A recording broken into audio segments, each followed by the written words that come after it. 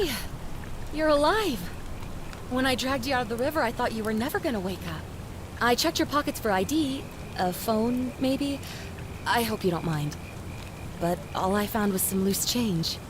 So, wanna tell me who you are?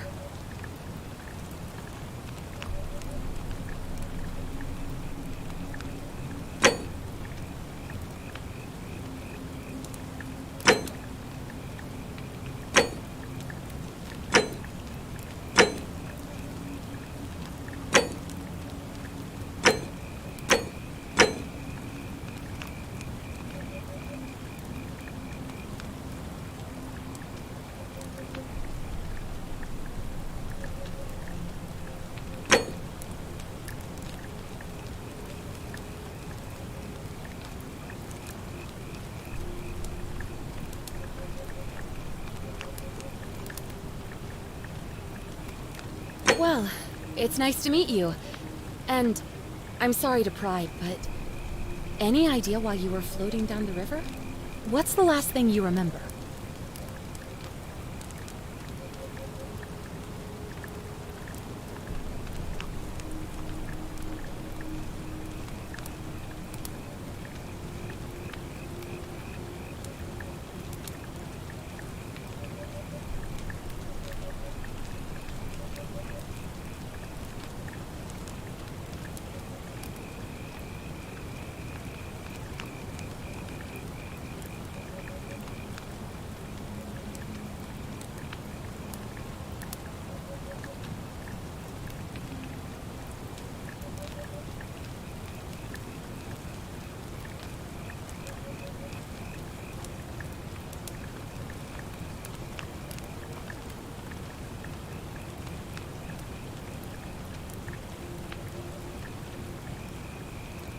It does look like you took a pretty hard blow to the head.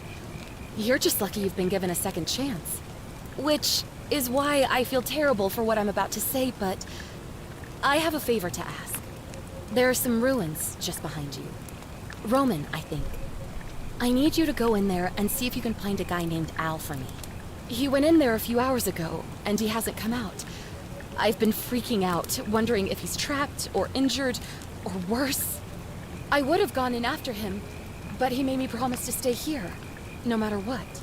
There's no way I'm leaving without him, so I'm just kind of stuck here, waiting.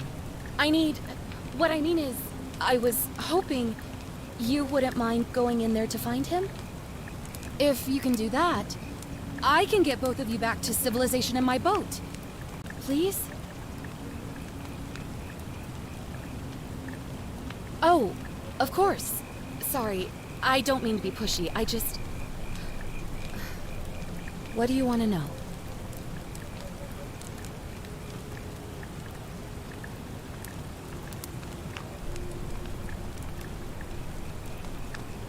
He's the guy who washed up on the riverbank not long before you did. I thought maybe you two knew each other. I guess not. But maybe the two of you can piece together what you're doing here. In any case, you'll like him, I'm sure. Once you find him, that is. Oh, there's not much to tell. Feels like I've spent my whole life in a dead-end job with an endless commute. Know what I mean? Oh, I'd rather not say if it's all the same to you.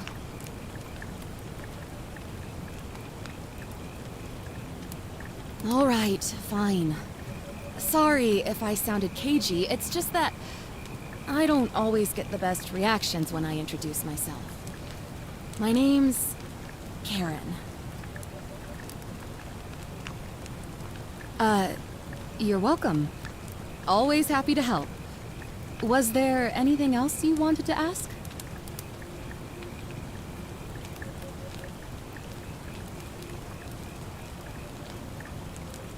You really don't remember? We're in Italy. This river is the Tiber. Not much, really. But imagine what you might find in there. Priceless ancient artifacts. What am I, an idiot? You could hike a long, long way in any direction and never find another soul. Trust me. Great. So you're ready to go look for Al?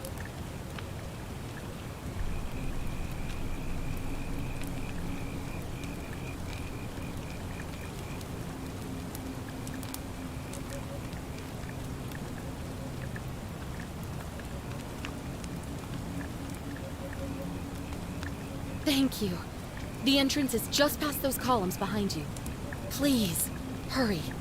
Oh, and he left this here. But I think you'll need it more than I will.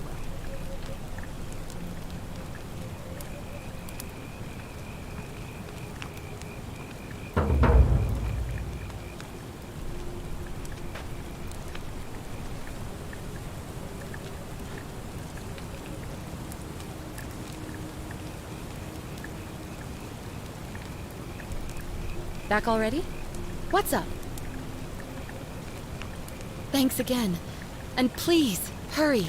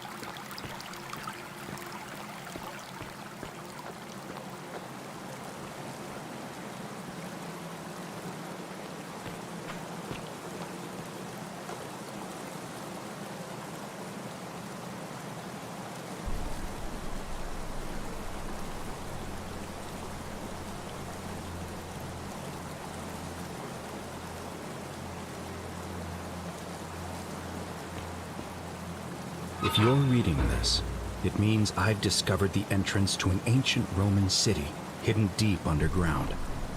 Its existence is long forgotten, all knowledge of it lost, except in the Latin inscription here. It reads, "You who wish to enter the city, step forth and be judged. The virtuous shall be rewarded with eternal life in paradise. The wicked shall find themselves showered in gold, but in vain, for this shall be their final resting place." Could an underground city have remained a secret for all this time?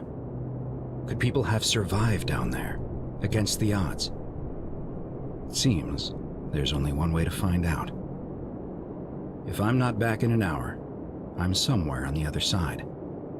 Consider this an invitation. Or a warning. Al Worth.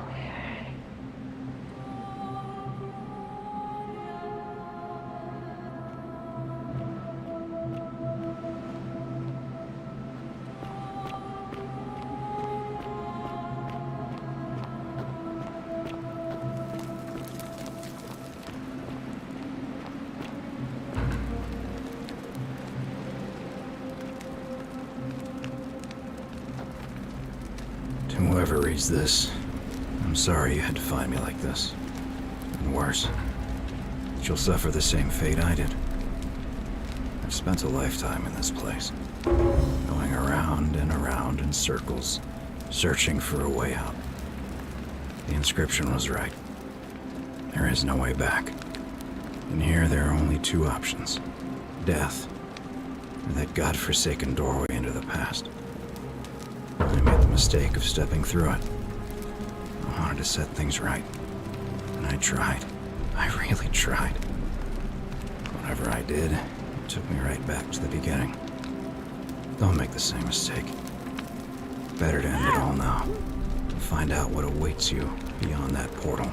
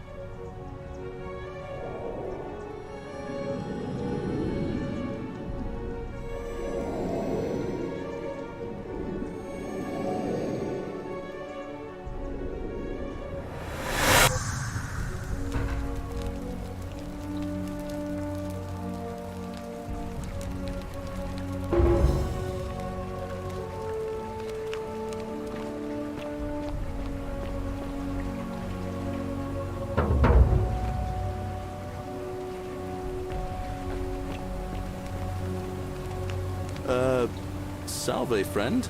I'm Galerius. Mind telling me who you are and what you were doing in the Shrine of Proserpina?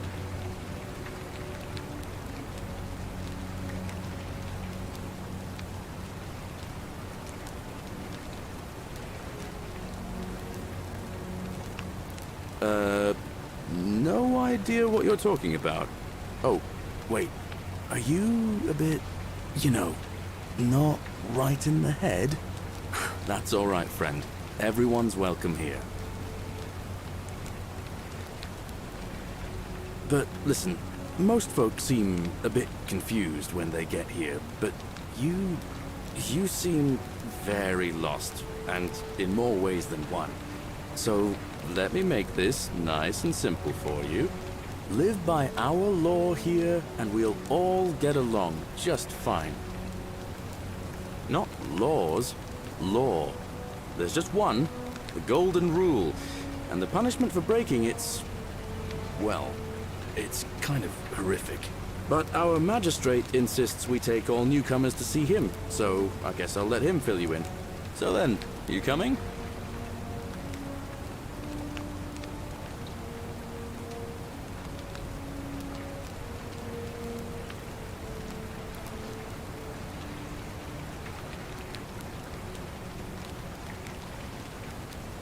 Follow me.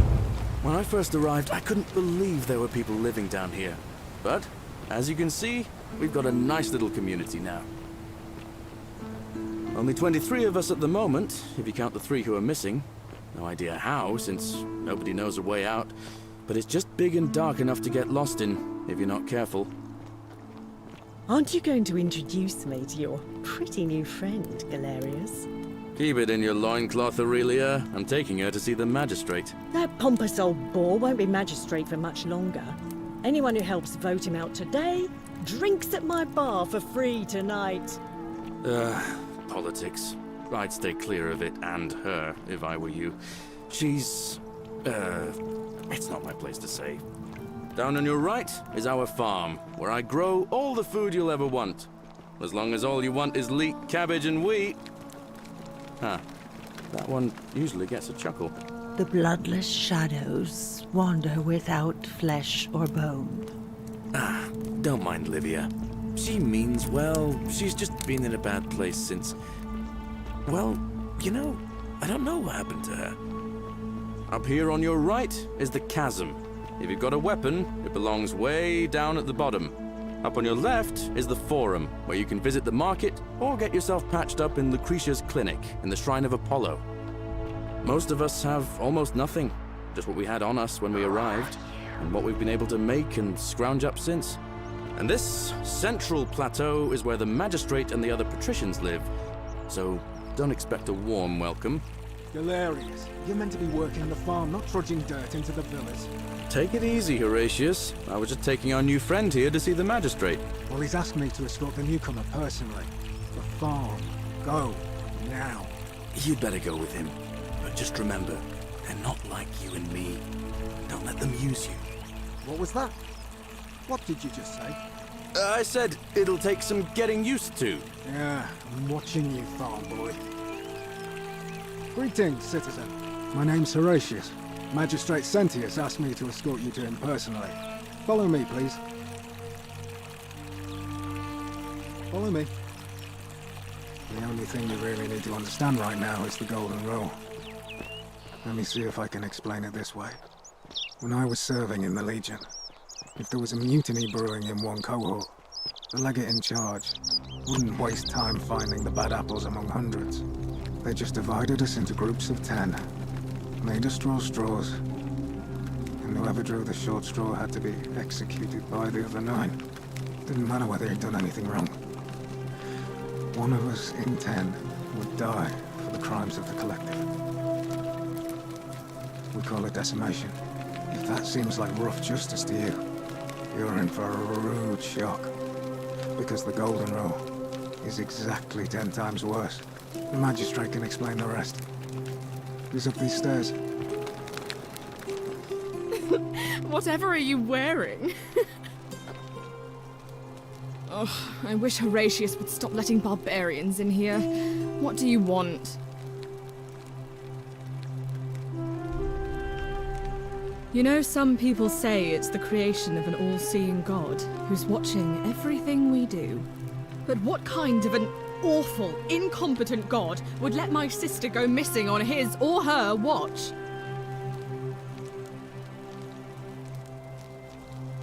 Oh, I'd say it to their faces if they had the courage to show themselves. Did you hear that? Curse you, you coward! Where is my sister? What do you have to say for yourself? No response. Nothing. That's what I thought. I'm telling you, this mysterious god of ours has to be asleep on the job. Either that, or, like people are saying, it really is just a children's fable my father is exploiting to frighten us into behaving. I suppose we will. I'm Sentia, eldest daughter of the magistrate, but you'd know that if you'd been invited in here and introduced properly. What are you doing in here, and why are you dressed like that? Really? I'd never have noticed, what with your flawless accent, appropriate attire, and impressive mastery of our customs. Now, remind me, why are we having this conversation?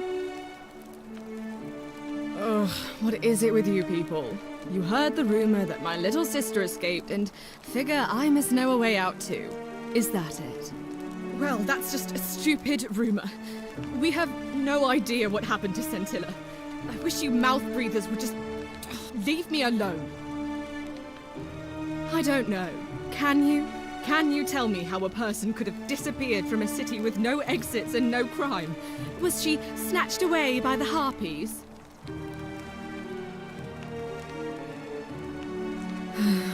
It was 3 weeks ago. We ate our evening meal together, and I remember she seemed happy. In love. We went into our rooms, I went to sleep, and when I woke up, she was gone. That's it. I think so, yes. But she was very careful about keeping his identity a secret, even from me. Because our father had plans to marry her off, eventually, and even a rumor about her attachment to some mystery man might have ruined those plans. I don't know, but it's been 3 weeks since she disappeared, and he hasn't come forward. That might speak to a guilty conscience. All I know is, whoever he is, he's still here in the city. You really aren't from here, are you? All Roman women are named after their fathers. I think it's their way of branding us, like cattle to be sold at market. His family name is Sentius, so I'm Sentia because I'm the eldest, and my little sister is formerly Sentia Minor, but she is affectionately known as Scintilla. Why? Because I'm on this couch and not pacing about the villa, wasting energy? I hope you're not insinuating I'm somehow pleased with her disappearance. Ugh, you're awful. Get out of my villa and never speak to me again. Do I need to ask Horatius to escort you out of here? Get out, you horrid barbarian!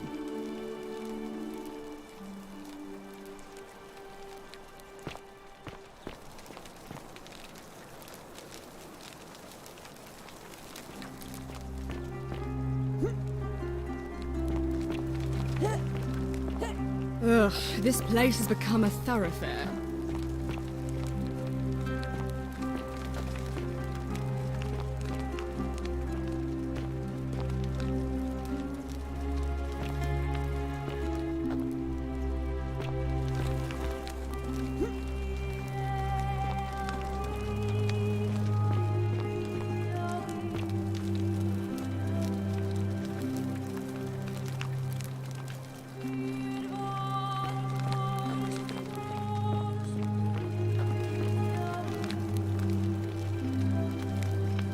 We're finally alone. I assume you already know who I am. May I know your name? A curious name to match a curious accent. But I digress. Now, you're probably wondering why I summoned you, and I'll get to that. But first, take a look at this wondrous place, would you? A secret city built deep in the mountains, many hundreds of years ago. Indeed. More importantly, consider the miraculous community we've built here over the last 7 months. 22 complete strangers brought together by the fates, living and working together in our own little paradise. And in all that time, not a single sin has been committed. No fights, no theft, nothing. Have you ever witnessed something so extraordinary as a city without sin?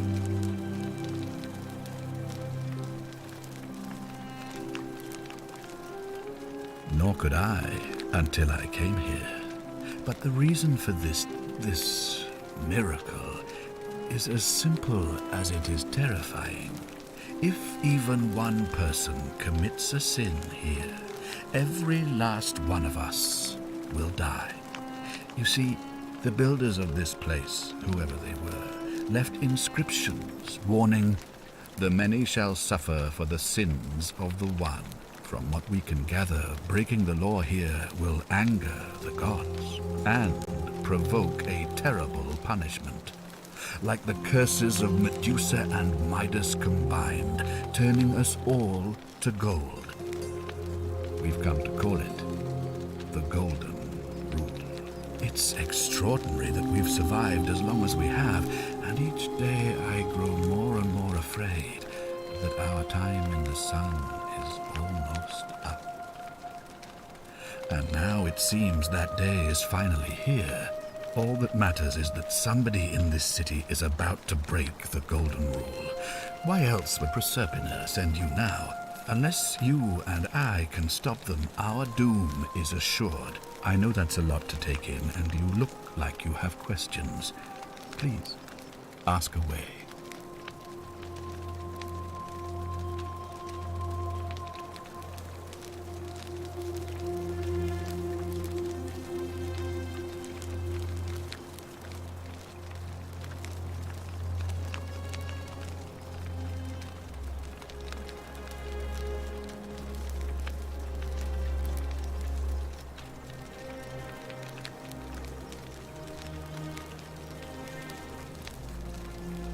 If I understand Proserpina's ritual correctly, that problem should take care of itself.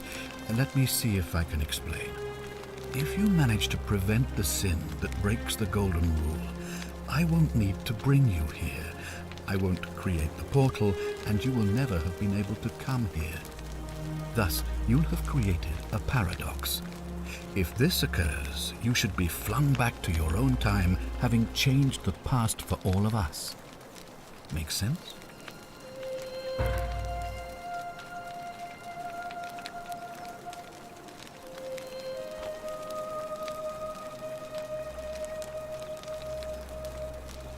An intelligent question. There was a good deal of debate about that in our first weeks here. Does it refer to crimes or to some other ill-defined wrong? Of course, everyone agrees on the basics. No theft, no assault, and certainly no murder. But beyond that, it was more difficult to reach a consensus. What about lying, insulting someone, blasphemy, trespass, trying to escape, bribery, infidelity, suicide? As magistrate, I had to exercise leadership, and so I made a decision. We must uphold the laws of the Empire to a standard never before seen. And we must honor the peace of the gods, the sacred accord between the gods and the people of Rome. It is only by offering the gods the proper respect that we may prosper, as Rome has for centuries.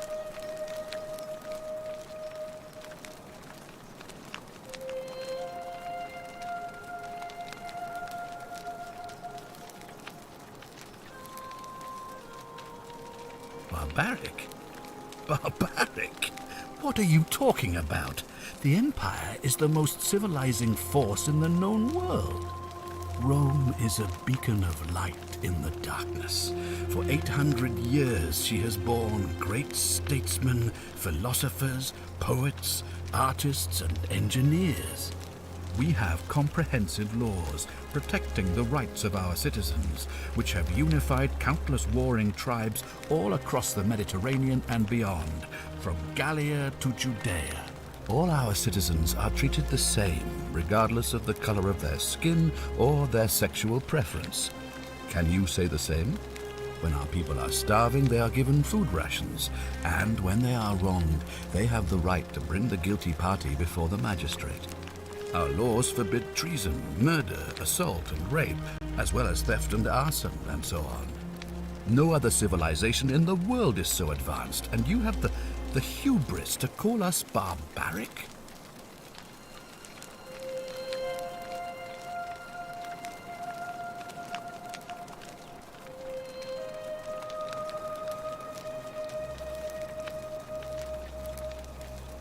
Of course. But with fewer rights come fewer responsibilities, and the right to be protected by their fathers and husbands. Of course, what else would we do with those prisoners of war who would otherwise have been executed? And besides, there are laws for their protection as well.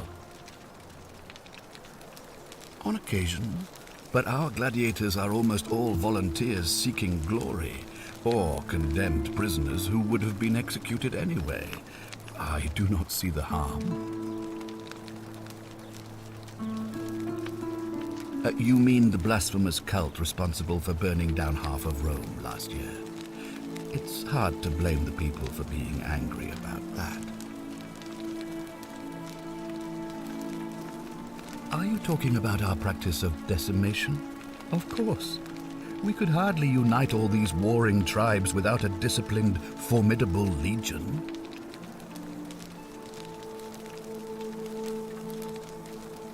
Well, right now, you're a long, long way from home.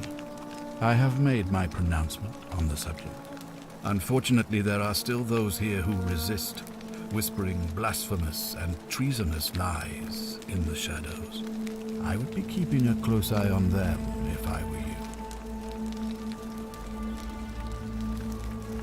You see, in my search for a way to save my people, I learned of an ancient ritual to Proserpina, the goddess of the cycle of life and renewal.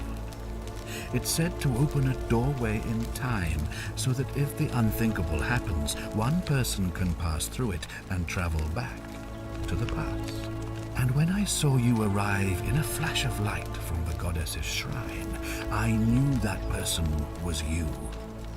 You don't belong in our time, do you?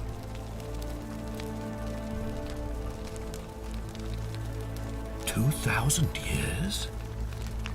That is unfathomable. Please, tell me, in your time, what did you see? What had become of us, of this city?"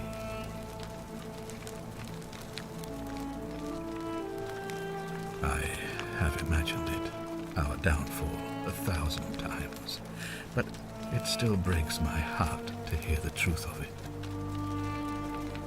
All I can tell you is that it's a ritual sacrifice to Proserpina. I stumbled across instructions.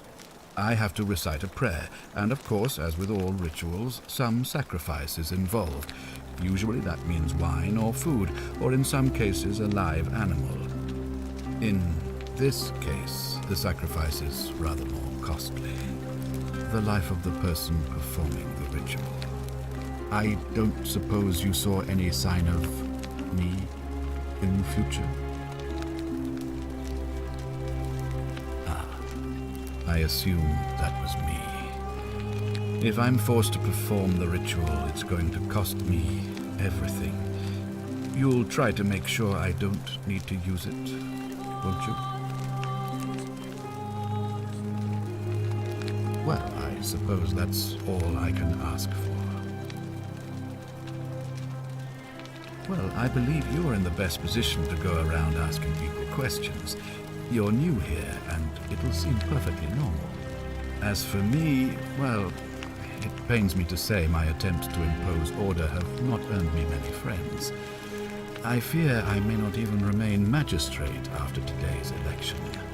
The people here would only treat my curiosity with suspicion. You shouldn't have that problem, though, unless, of course, you get off on the wrong foot.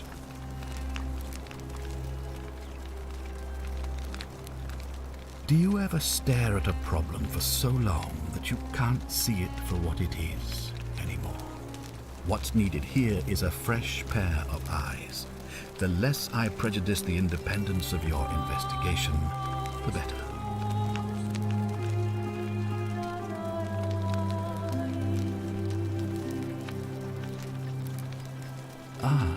So you know about that already. It's a devastating loss, of course, but that was over 3 weeks ago, and whatever happened to her, it didn't break the golden rule, so I don't think it's connected with our imminent demise. Still, if you happen to find her and return her to me, I would be eternally grateful.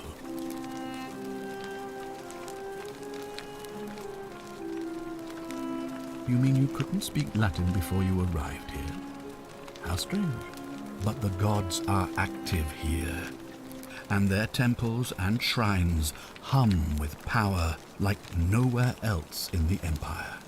Perhaps when Proserpina brought you here, she planted the seed of Latin in your mind so that you could better serve her. Indeed. Ah, good. So, are you with me? Can I count on you to figure out who's about to break the golden rule? Wonderful. Now, I need you to investigate the city, talk to everyone, help them if it'll win their trust. I authorize you to enter private homes and inspect possessions and documents, unless, of course, you're asked to leave.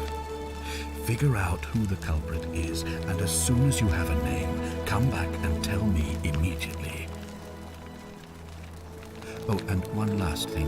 If I were you, I'd start my investigation by visiting Lucretia at the Shrine of Apollo in the Forum. I heard wailing from there not long ago. Seems like something's not right. Ah, you've returned. Do you have any news about your investigation?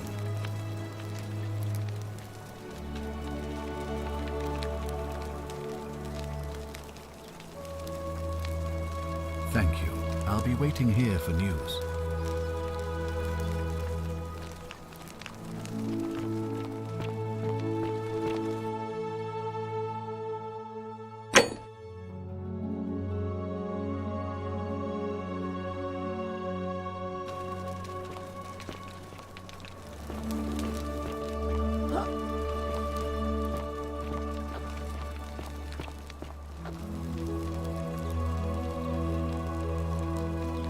Do I need to ask Horatius to escort you out of here?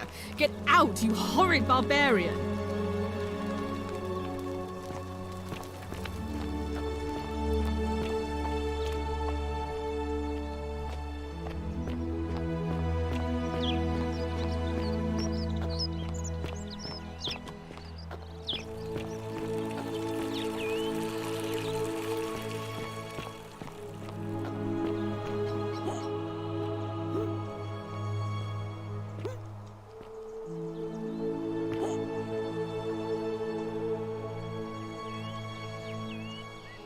What were you two talking about? Don't play dumb. I saw you. Having a shady little chat with old man Sentius up on his balcony. If he's making a last-ditch effort to pick up votes by talking to a woman, he's even more senile than I thought. Everyone knows women can't vote.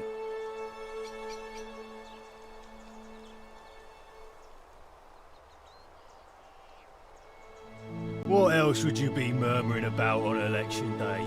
Mark my words, Malleolus is going to be magistrate by the end of the day. And if I tell him you've sided with that feeble old has-been, that you've been trying to undermine his hard-won victory, you'll have picked the wrong patron. Got it?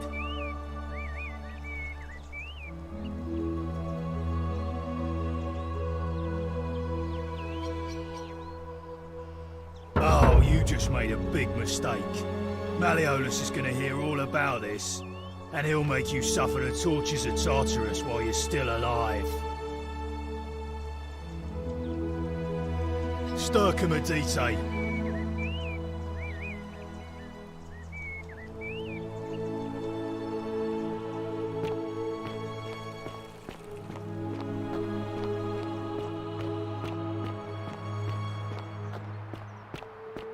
Isn't Fear the is great proof temple of a majestic? degenerate mind.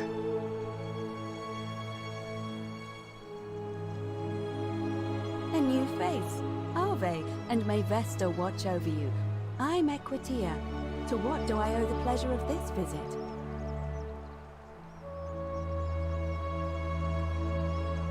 It must be completed by dusk, just the same as any other official business.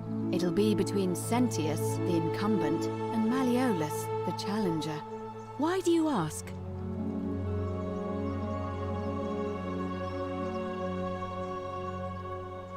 All of the male citizens who are willing and able to attend, unless they're running, of course. That's It's just the way it's always been, I'm afraid. It never sat right with me, either. There are some women who can vote, Vestal priestesses like myself, but in this case, given my role overseeing the election, I've decided to abstain. I can't allow the perception that I'm being anything but fair and independent, but if it's any consolation, there are other ways to influence the outcome of an election. By using whatever gifts the gods gave you. Nothing untoward, of course. You can, assuming they're eligible and willing to accept the nomination. As I said, I'm planning to hold it before dusk, but I suppose I could hold it sooner, if there's a good reason.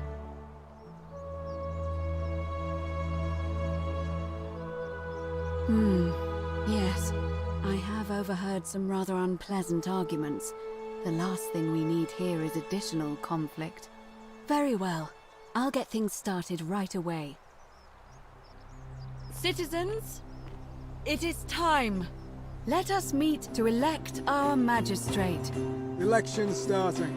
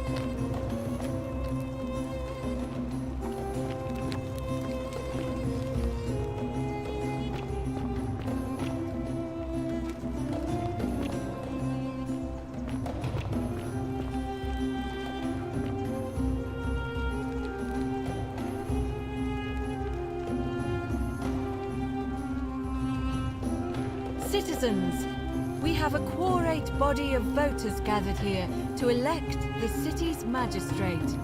The candidates are Sextus Sentius Imperiosus and Marcus Malleolus Gurges. As agreed, we shall dispense with ballots and candidates will abstain from voting. Let's make this quick. As I say your name, call your vote. I'll start with you, Horatius. Sentius, of course. Georgius. Malleolus. Dacius. Malleolus. Galerius. I abstain. I'm just here to observe. Virgil. Malleolus. Rufius. Malleolus. And finally, Domitius. Malleolus. Who else? Citizens, you have made your decision. Your new magistrate is Marcus Malleolus Gurges. Hail, Magistrate Malleolus. I said, hail, Magistrate Malleolus. That's more like it. Thank you. Thank you. I am delighted and deeply honored to have been elected your magistrate. And now, I make this solemn promise to you, good citizens. Under my leadership, you will finally enjoy the freedom you deserve. No more shall you walk on eggshells, fearing simply to live and breathe, because the tyrant Sentius told you it was forbidden. For my first act as magistrate, I hereby announce a day of celebration to mark the end of an era.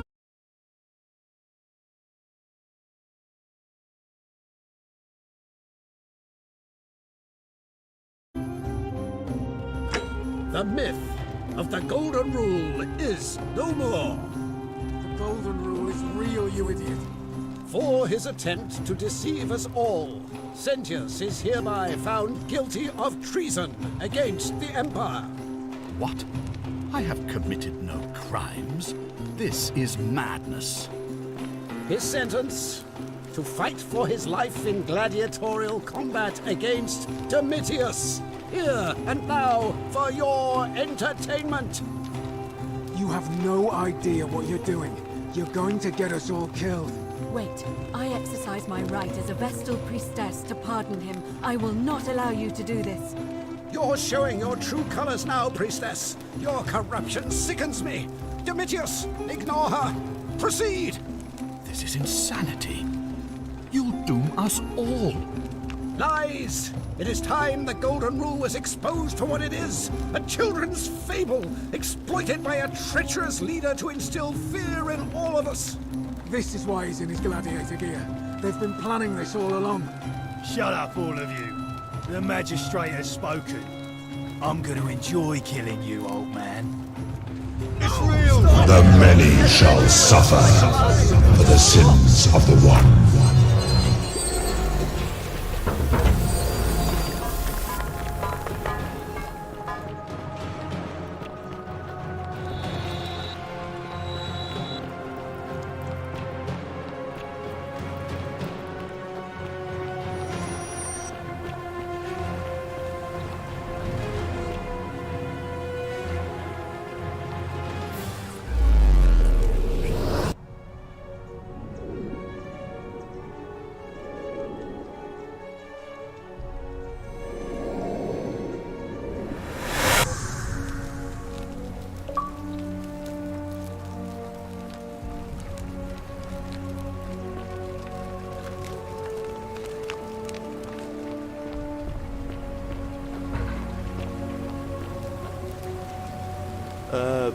Salve, friend.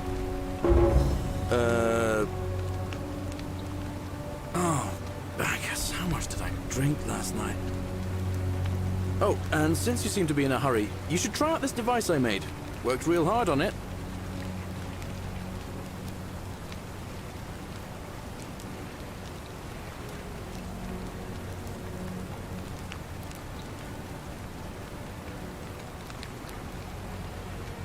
Just attach the pulley to the rope over the lake and hang on to the handles. If it works, it'll be faster than walking. And if it doesn't work, worst thing that can happen is you'll take a swim in the lake. I haven't quite summoned the courage to test it myself. But don't worry, it's completely safe. Probably. All right, see you around.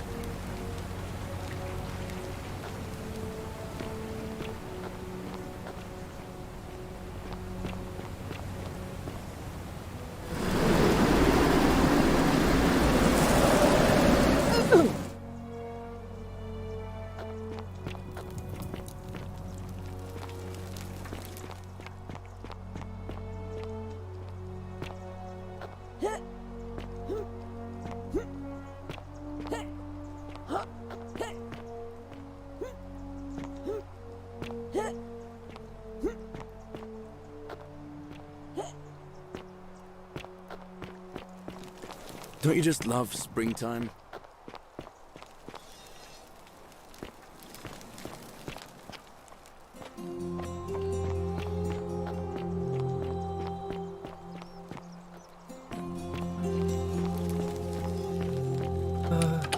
Hello?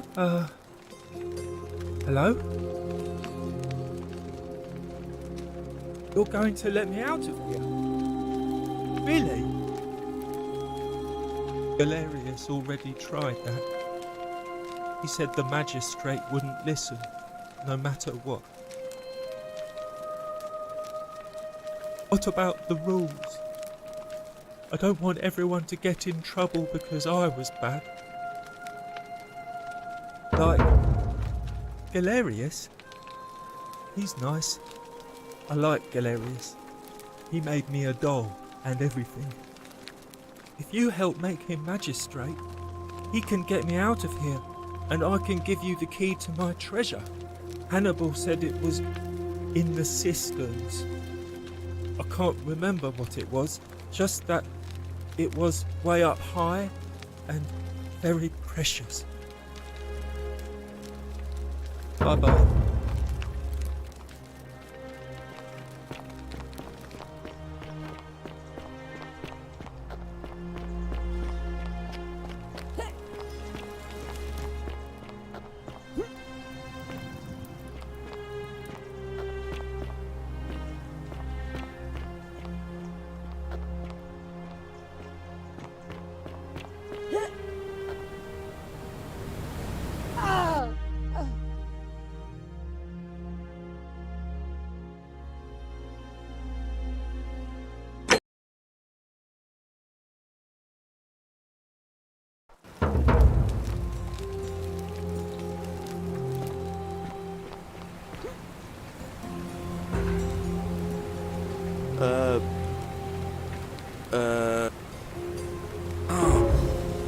Oh, and...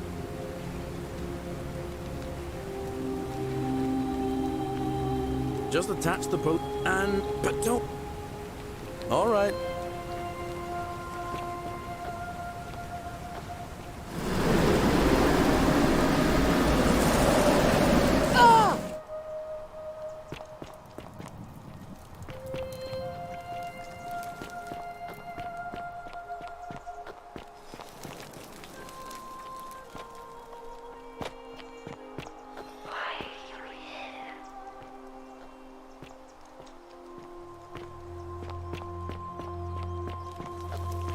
Hello?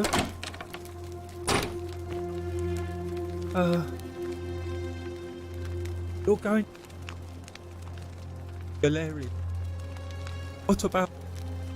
like... Hilarious? He's nice. I like Hilarious. He made me a doll and everything. If Hannibal said... Bye-bye.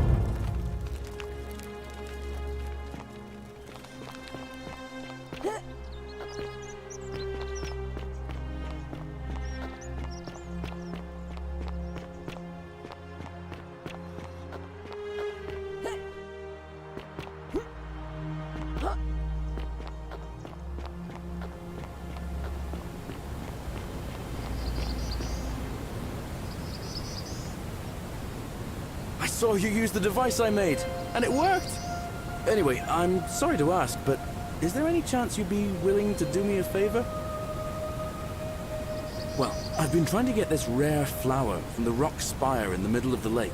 It's too steep to climb, so I hung a rope over the lake and made this pulley device, only I, couldn't quite summon the nerve to use it. Do you think you could use the device again, and try to get that flower for me? Oh, thank you. It would help me a lot. There's no rush, just whenever you get a chance. All right. See you around.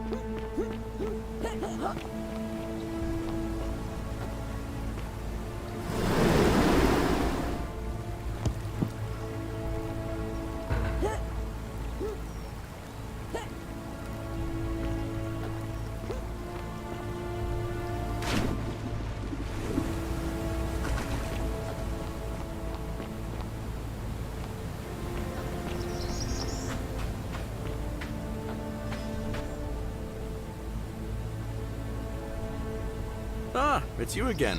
Hope you're settling in, friend. Now, what's on your mind? Brilliant! You did it! Well done! This is going to make her so happy. Equitia, I mean. Now I just have to figure out how to give it to her. What I really want to do is walk up to her, give her the flower, and confess I've been madly in love with her since the moment we met. But on the other hand, I can't shake the feeling that the consequences could be terrible. You mean, aside from her execution? You see, Equitia is a Vestal priestess, meaning she's taken a vow of chastity, the breaking of which would be an extremely serious affront to the gods and a capital offense. Even if she was just suspected of being unchaste, it could lead to her execution. Unchaste Vestals get buried alive. Oh, and I'd get flogged to death for good measure. But at the same time, she's just so kind and graceful. I feel so much love for her that if I don't tell her, it'll burn a hole in my chest. I don't know what to do. What do you think? What would you do?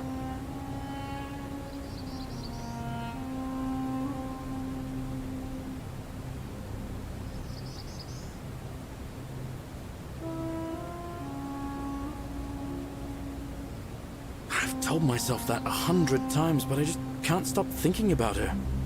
But you're right. I just hope I have the strength.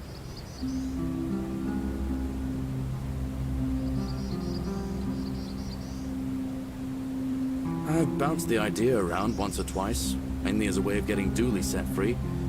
God knows Sentius is never going to do it. But from what I hear, Malleolus has the elections stitched up. Nobody's going to take him on and win. And maybe that's not such a bad thing. I mean, he talks a lot about freedom, so I'm hoping if he's elected, he'll release Dooley from his cell. That's good enough for me.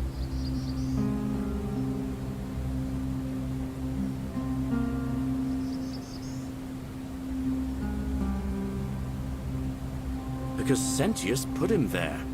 Poor Dooley was just wandering around looking for some imaginary treasure. Now a magistrate accused him of being a thief. That's nonsense, of course. Dooley's the most harmless man you'll ever meet. But Sentius really has it in for him, for some reason. And how could you know that? I mean, I don't like the man, but I don't see how you could know a thing like that.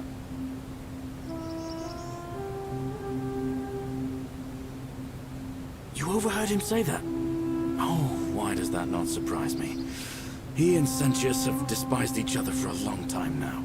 Well, in that case, we need to find a way to make sure Malleolus loses. Better yet, get him to withdraw altogether. If you can do that, and Sentius is the only candidate left, I'll run against him. Deal?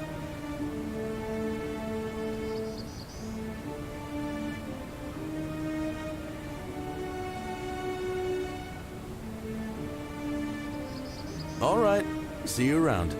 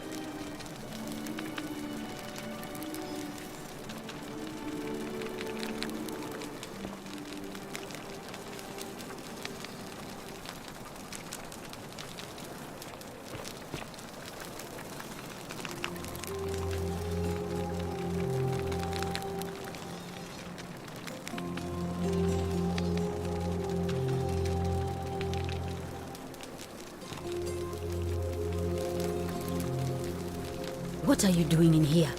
Can't you see this woman is dying? She's been poisoned. She needs the resin of a plant called silphium, but that Culus cumbulatus decius won't give it to me.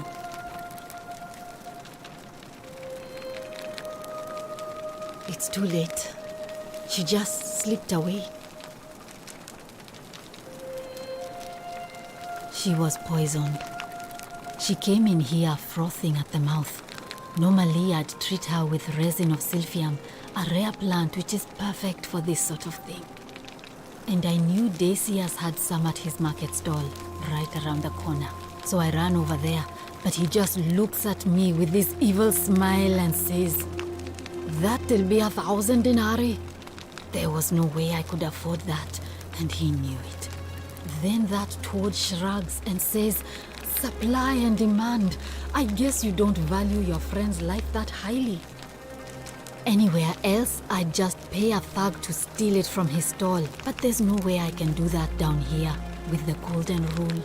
So all I could do is come back here and just watch her die. I kept on apologizing. And now I'll never know who poisoned her, or how they managed to do it without breaking the golden rule, or why she cursed that snake's cruel black eyes with her dying breath.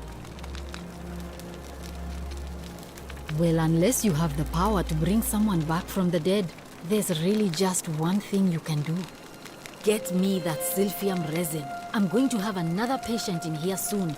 Could be in the next day, or in the next hour. And I will not allow this to happen again. I don't care how you get it, but you have to make it happen. Because if I lose another patient this way, I swear to the gods below, not even the golden rule will stop me from marching up to that genetricum fututo and scratching his eyes out.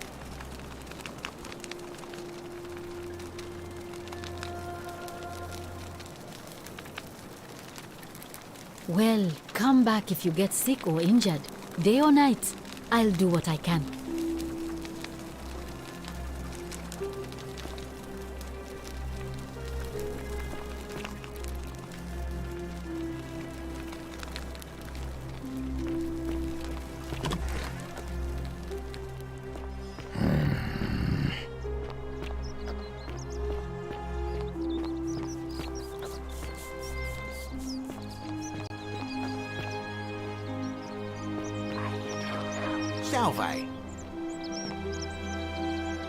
Salve, stranger, and welcome to our idyllic little slice of the Empire.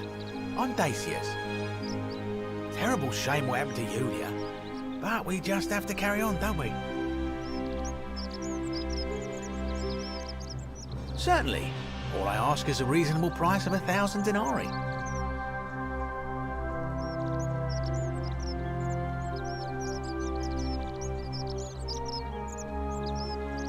That's hardly my concern.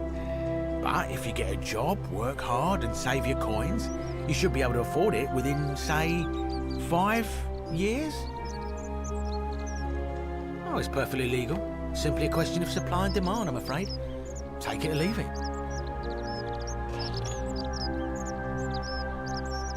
Hear what? Are you sure you're feeling all right? If you're hearing things, perhaps you should pay a visit to Lucretia's clinic. We don't want another Navia on our hands. She claimed the statues were whispering to her. Nobody else could hear it. Then she shut herself in the palace and we never heard from her again. But I digress. Do you want this silphium or not? Well, if you did that, you'd break the golden rule and we'd share the same fate as the last lot who lived here. Is that what you want?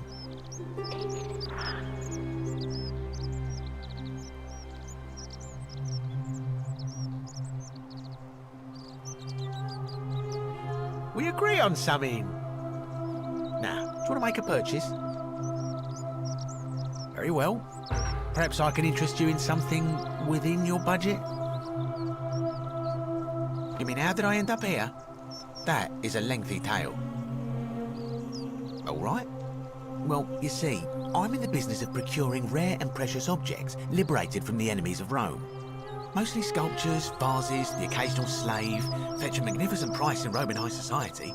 Had myself a nice little shop in Rome, just off the Forum. Lots of foot traffic and close to the docks. Good place to be when the fires broke out. See, about 7 months ago, half of Rome caught on fire. Everyone who couldn't get to an outer gate was running for the river, hoping to escape by barge. So I gathered my coins and some priceless vases into a cart and had my most loyal slave girl, pretty young thing named Acantha, push it for me. All the way down to the river, I'm elbowing for a stampede of people, turning back now and then to make sure she hasn't legged it with my valuables. But, to my surprise, we make it, and I see this barge loading up, and it's so full it's almost sinking. But the captain's happy to take my coin, so I start boarding, and then he puts his hand on my chest and he says, "No, too heavy. The cart or the girl." So I did what anyone would have done.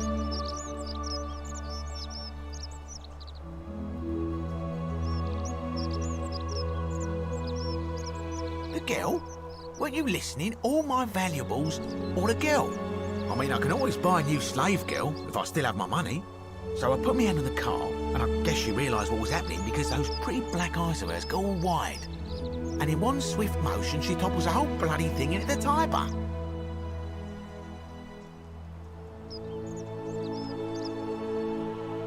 I dived in after it, of course. Aren't you paying attention? That was a bloody fortune. Only, I guess I must have hit my head or something, because everything went black. When I came to, I'd washed up on the riverbank, not far from here, with nothing in the world but a single silver coin. Thank you, friend. But it turns out it might have been a stroke of good fortune, because this place is a veritable treasure trove. Look around you. There must be more gold in here than in the treasury of Rome. If I can just figure out how to get it out of here.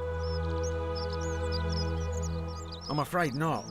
If you're desperate, I did hear that Aurelia down at the tavern claims to know of a way out, but I'm not sure I trust her.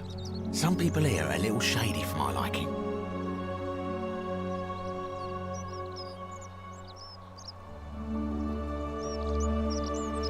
It's terrible for inflation is what it is. There's so much gold just lying around, it's practically worthless. At least down here. Of course, I have an idea for generating real wealth, but what I need is a bow. Just a simple composite bow. I've scoured this city from top to bottom with no luck. But if you happen to find one, bring it to me and we'll talk. Thank you, friend.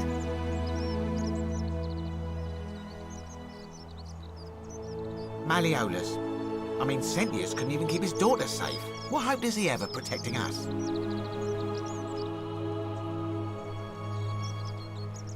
Not going to happen. Very well, another time.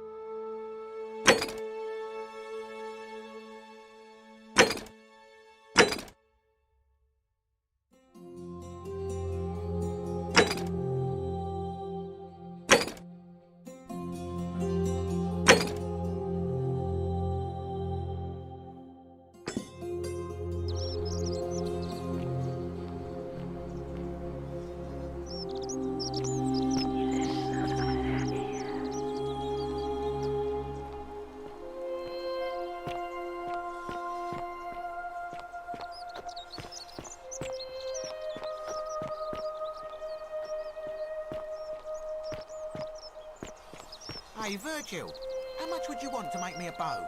For the last time, Dacius, I'm not making you a bow. But why? You know why. But how am I going to defend myself against someone else with a weapon? There are no other weapons in the city. We all went along with the magistrate's weapons ban, so it wouldn't be an issue.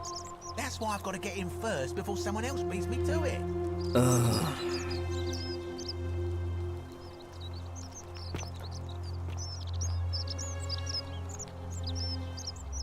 Ah, a new face. Salve, and welcome to a little community. My name's impossible to pronounce for most people, so you can just call me Virgil.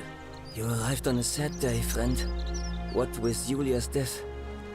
I wish we could have met under better circumstances.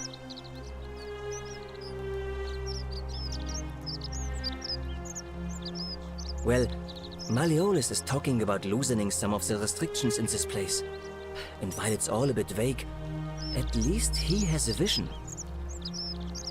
My vote isn't for sale, if that's what you're asking. Oh, it means someone thinks I'm a sinner, and that I'm going to break the golden rule. Look, I haven't done anything wrong, if that's what you're thinking. Somebody just has a problem with my preference for male company. Hey, nothing gets by you, huh? Sorry, that was mean. Yes, I like men. And when you grow up in the north, as I did, in the city of Noviomagus, you expect a bit of hostility. The Batavi are not known for their tolerance. I saw enough friends killed or driven away to know the cost of not keeping your personal affairs to yourself. So I hid who I was for, what was it, nearly 10 years? Watching what I said and where I looked. But that kind of fear eats away at you slowly, until living isn't any better than the thing you were afraid of. Needless to say, since I'm now living underground, halfway across the known world, with an assumed name, my openness didn't go down well among the enlightened folk of the Batavi. Nice of you to say, but not necessary. In any case, the Romans are far more accepting, and among them, I get to be who I am. Or at least, I thought that was the case. It seems I was wrong. It's not just graffiti. I have quite the collection of handwritten notes too. The strange thing is, I keep my personal affairs to myself. I've never really been interested in any of the men here. Not my type. So I'm not sure what I could have done to upset this person. If I had to guess, I'd say it's probably one of those cultists. Strange bunch. They insist there's only one god, and that he considers my nature a sin. Can you believe that? If there are any of them here, they won't admit it. Not since they supposedly burnt down half of Rome last year and went into hiding. All I know is, if these threats keep escalating, eventually my secret admirer is going to cross a line and break the golden rule. What? Really? I didn't expect that. But thanks. It's always a pleasure to meet someone so selfless. I'm glad you arrived when you did. I'd start by figuring out who the cultists are. Or maybe ask around among the merchants here. Someone who lives or works in the forum must have seen something. But if you find them, please don't hurt or humiliate them. I suspect they're just confused. Come back and let me know what you find.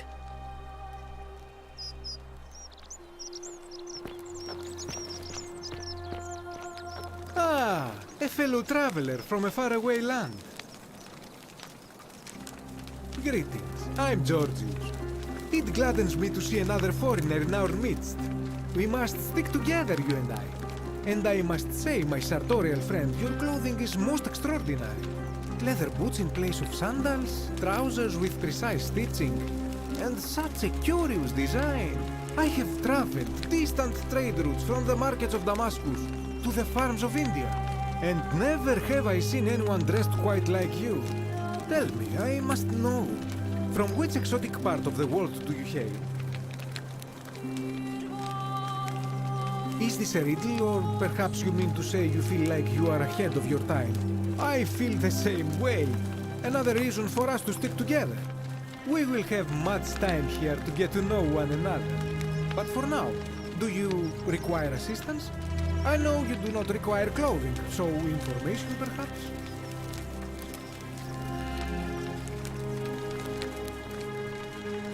This is troubling, is it not? I'm afraid I have no idea. It is ridiculous though. Virgil is a fine man. But my young friend Fabia confided in me that she saw someone leaving graffiti on his shop front last night. Perhaps you should ask her about it. I hope that our paths cross again soon, my friend.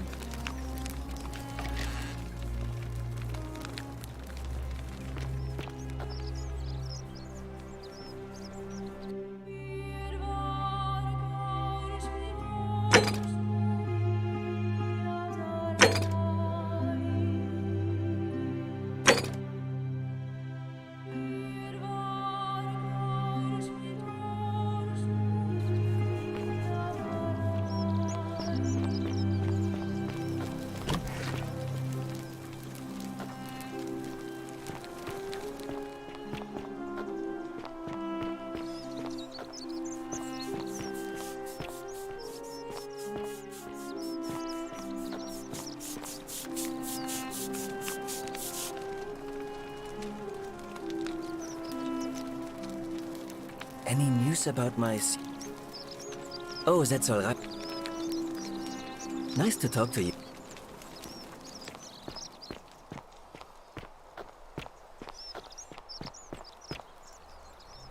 Help! You have to do something! A man arrived in the baths. A real nasty sort, with his face all covered up. And he's got a weapon. You have to do something, or he's gonna break the golden rule.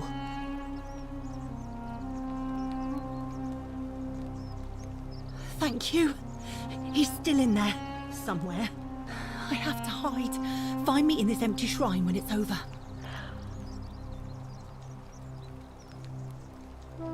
What? We don't have time for this. I have to go. Ugh.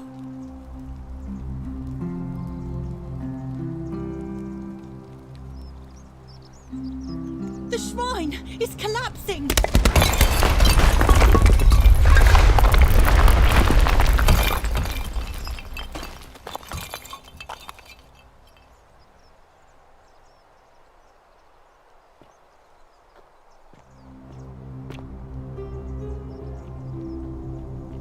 Fabia, no!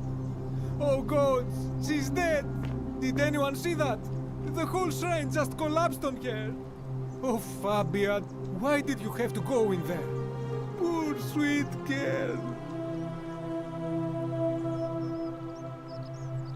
I can't believe she is dead. Fabia, I mean. She walked into that empty shrine, and the next moment she is lying dead under a pile of rubble. The gods are cruel and unjust. She was like a daughter to me. I'm sorry, friend. It's not right for me to lay my burden upon you.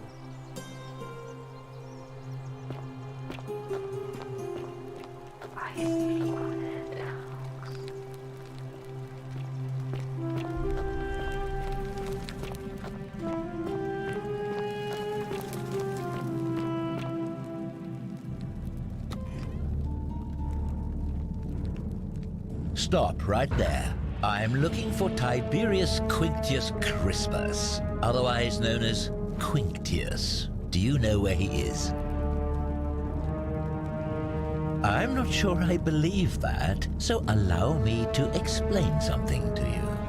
I am here with orders from Emperor Nero himself to find and execute the cultist Quinctius for terrible crimes against the Empire.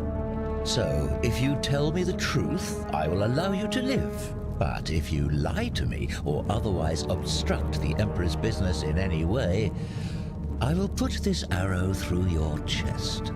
Is that understood? Thank you. Now tell me, who are you people, and what is this place?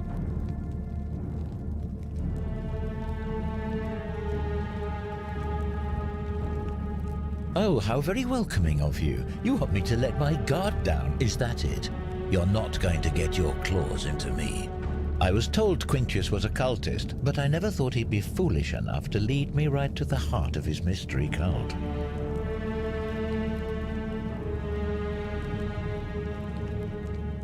Oh, don't play coy with me. I don't care if you're worshipping Bacchus, Magna Mater, or Christ. You lot are all the same to me. Always sneaking off to your secret sanctuaries, indoctrinating each other with your little mantras. The Emperor may have tolerated your activities up until now, but after what Quinctius did, those days are numbered.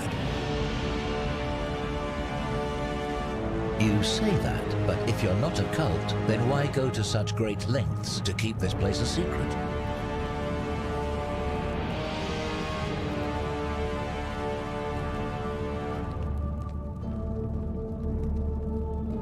So you admit you're not allowed to leave?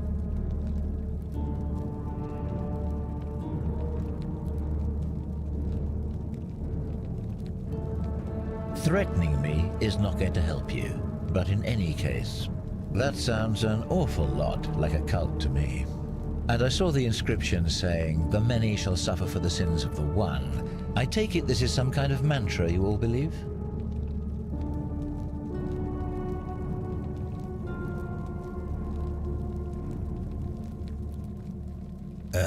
A distinction without a difference. You've clearly been indoctrinated into this nonsense.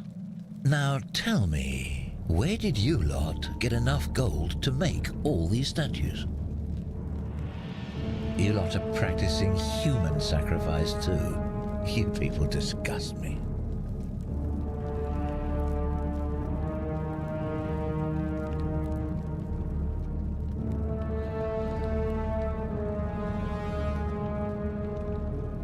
Yes, yes, because I'm the real villain here. It's all clear to me now. The secret sanctuary, the indoctrination, the mantra, the human sacrifice. You're cultists, there's no doubt in my mind. What baffles me is how a person can believe in something with such zeal. They just can't see what they've become. However, you still have a chance to redeem yourself by telling me where Quintius is. Do not waste it.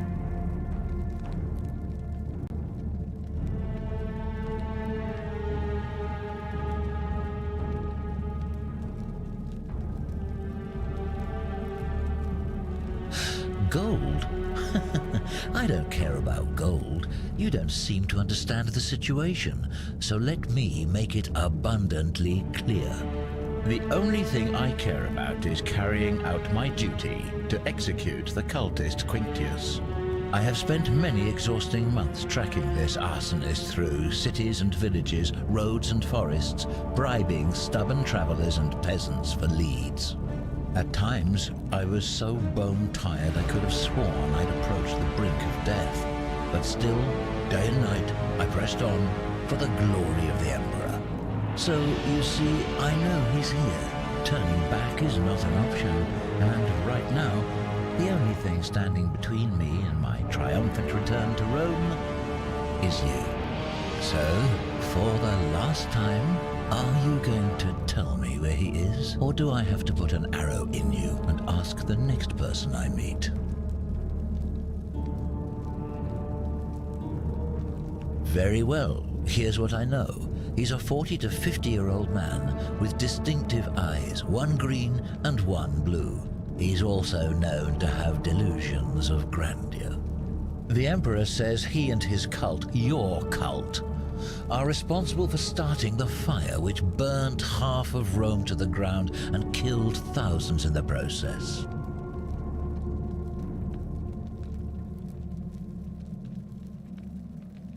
All I know, all I care about, is that the Emperor believes he is guilty and wants him dead. The details are not my concern. This is your last chance. Are you going to tell me where he is or not?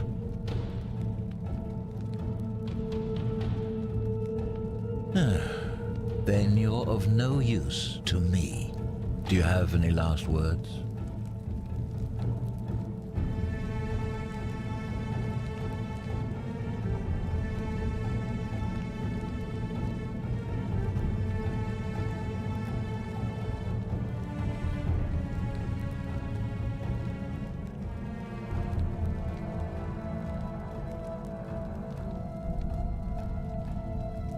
Well, I'd say that's rather convenient, since I was planning to kill you all anyway. The many shall suffer for the sins of the one.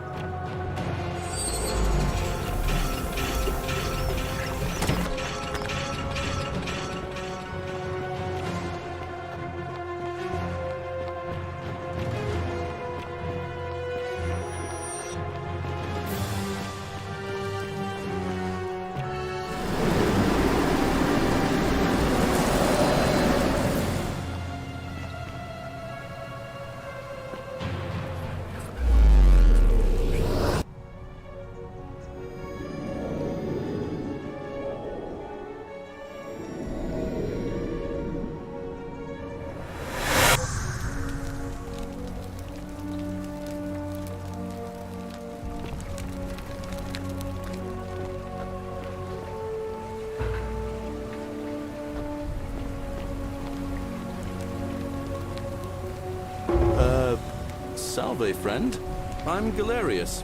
Mind telling me who you are and what you were doing in the Shrine of Proserpina? What? I'm speaking Latin. You are too, although your accent's a little strange. Oh, I see what you did there. Changing the subject like that. Nice try. But I'll ask again. Who are you, and what were you doing in the shrine? Oh, is that right?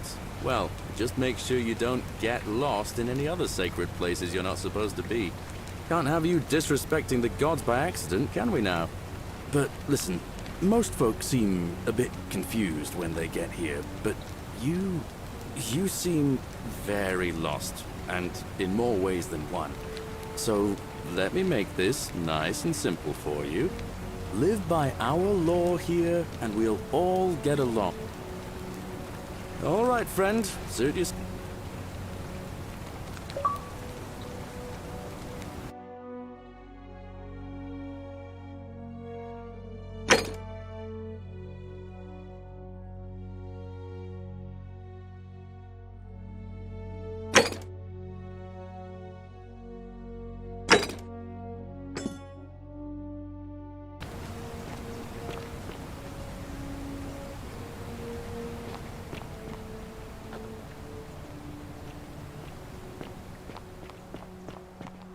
Fortune smile on you, sister. I love your clothes. So exotic. Ah, you're here. I'm so glad you decided to visit. I'm Aurelia, and I hope I'm not being too forward, but the moment I laid eyes on you, I was intrigued. You're not like any Roman woman I've ever seen. Your skin is so beautiful, and your clothes are so exotic. Ugh, coming on a bit strong, don't you think? I take back what I said. Suddenly, I don't find you so intriguing anymore. Let's just forget that ever happened, so we can at least do business. So, what brings you to my tavern? Ugh, let it go. Nothing's going to happen between us. You know, normally, I'd expect you to buy me a drink before asking if I want to get out of here.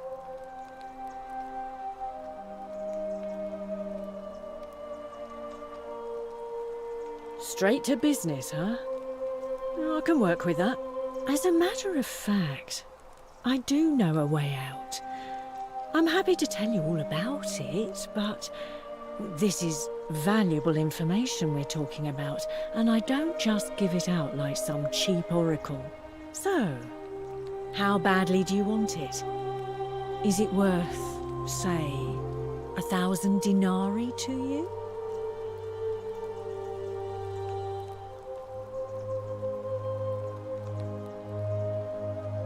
Simple.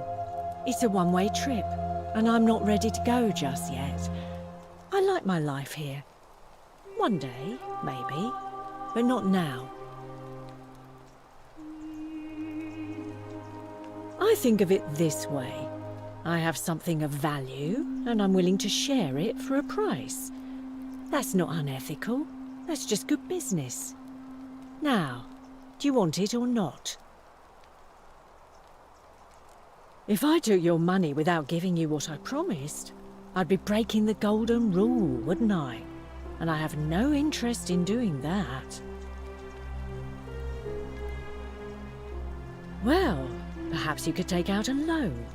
I understand Malleolus has lent money to others, on occasion. Certainly, for 10 denarii. How embarrassing for you. All right, see ya.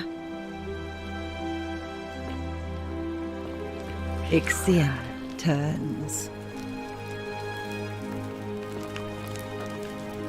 Cerberus lifts his triple head and lets out his threefold braying. Livia, would you stop muttering like Medea over a cauldron? You'll scare away my customers. They follow their trades, imitating their previous lives, but they are ignorant. This again. You're in a world of your own, aren't you? Just as the ocean accepts the rivers of all the world, so this place accepts all the souls. but it does not notice the crowds that come. The bloodless shadows wander without flesh or bone. Some crowd the forum, some the house of the ruler of the depths. Others follow their trades, imitating their previous lives.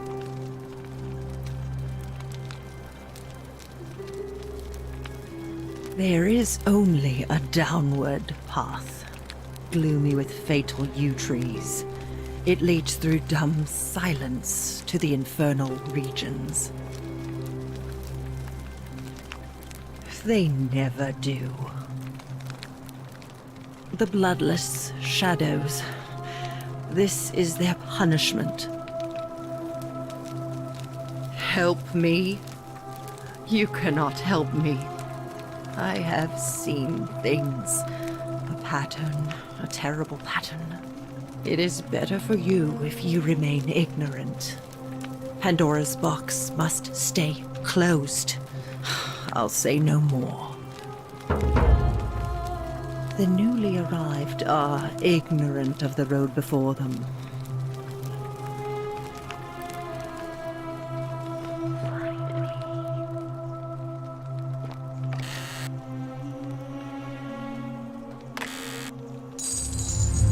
The many shall suffer for the sins of the one.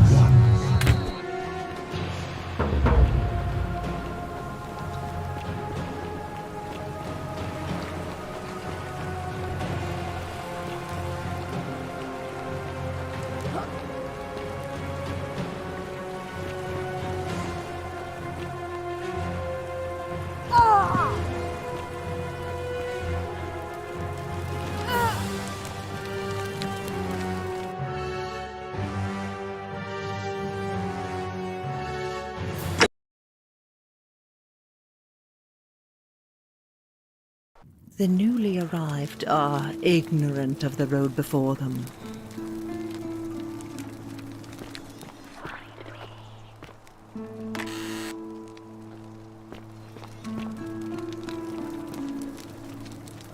Just as the ocean accepts but it does. The bloodless. The newly. Beautiful.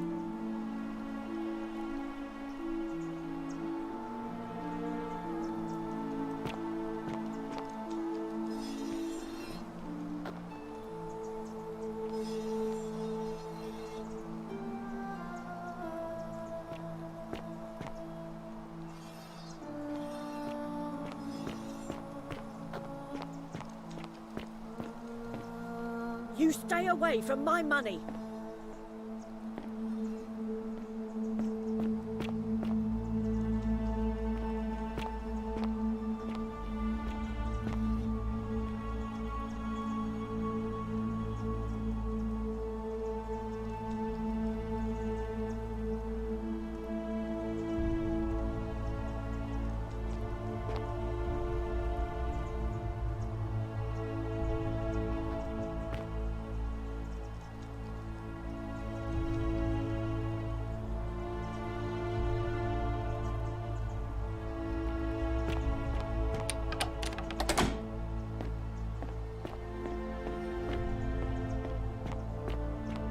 Beautiful.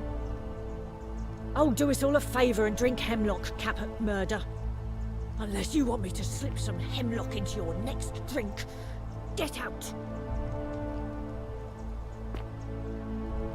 I'll do us all a favour and drink...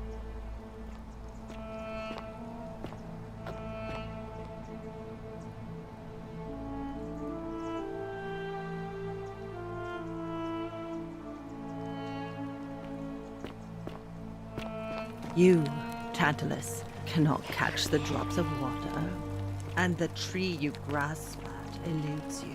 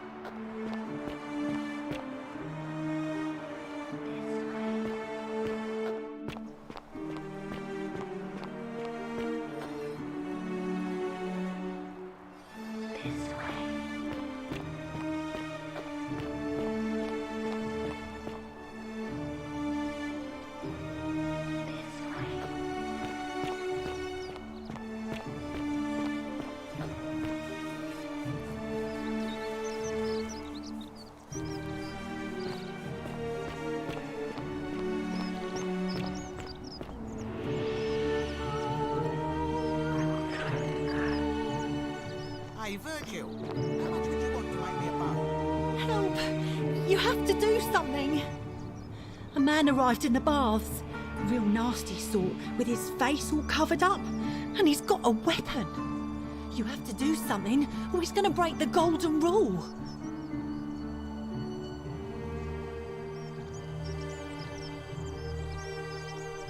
Are you serious? This is an emergency. Are you going to help or not?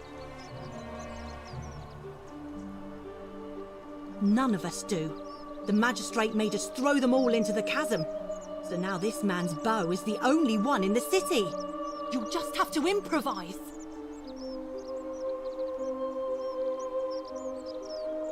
Are you daft or just callous? If you don't stop him, we're all going to die.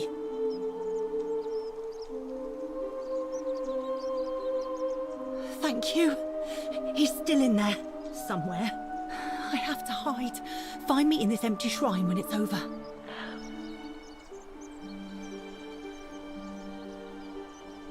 What? Why?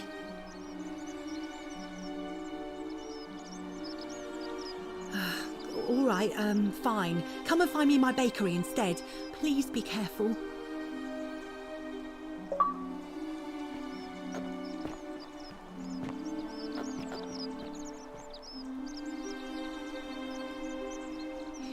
Did you stop him? What are you waiting for?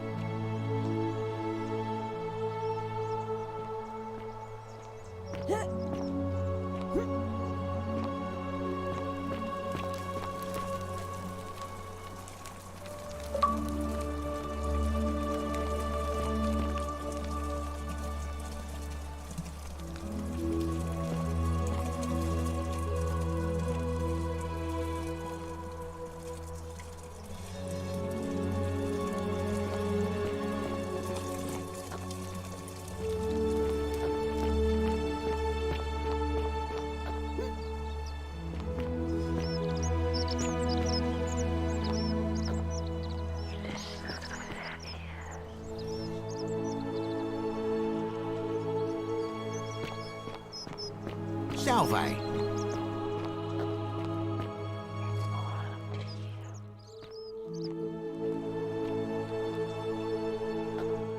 Shh, I'm hiding. Did you stop him? What are you waiting for?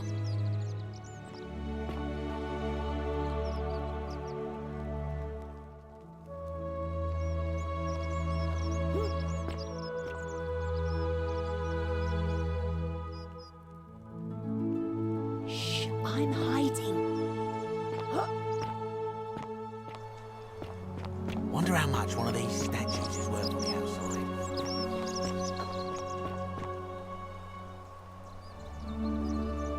Name's Rufius. Better watch your step.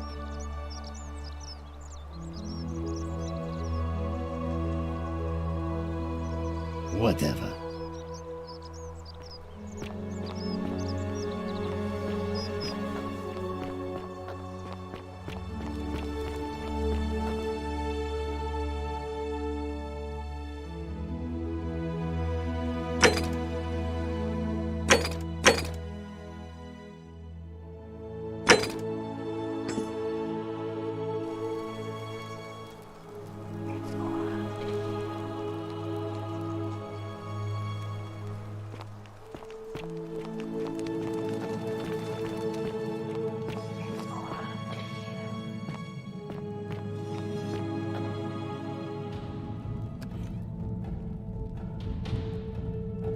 Stop right there. I'm looking for Tiberius Quinctius Crispus, otherwise known as Quinctius. Do you know where he is?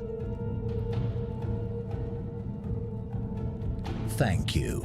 For your service to the Empire, I'll let you live for now, but you'd best make sure our paths don't cross again.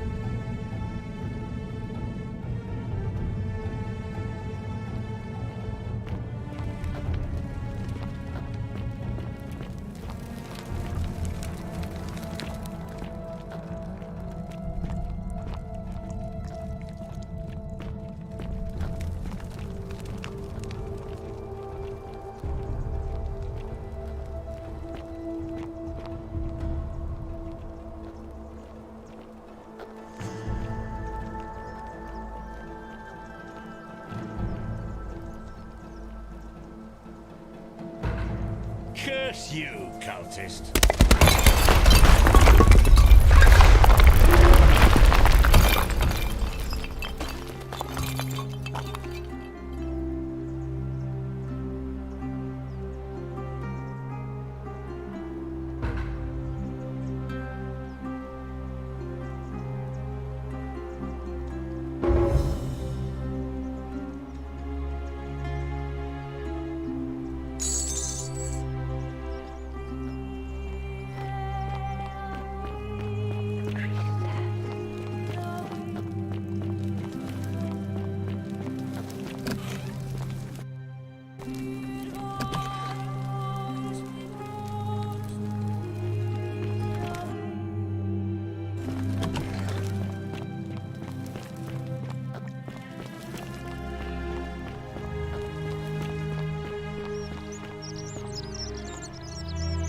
You there?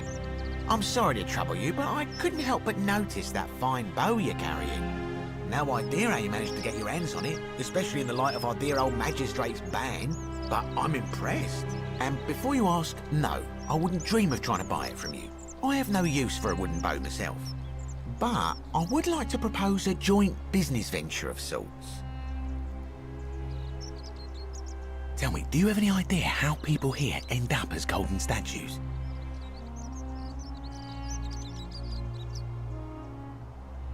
And here I was thinking I was the only one to figure it out.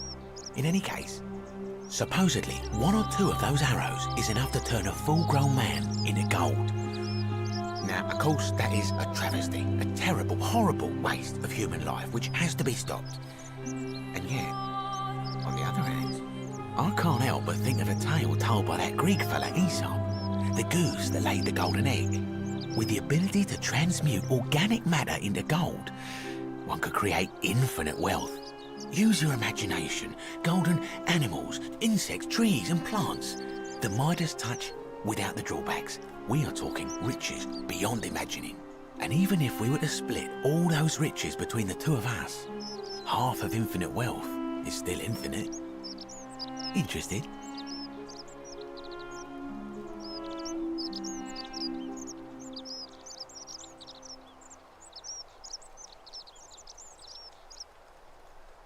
Look, I might have skimmed over that one, but don't be so pedantic. Are you interested or not? Excellent. So the first question is, how do we get our hands on one of those golden bows?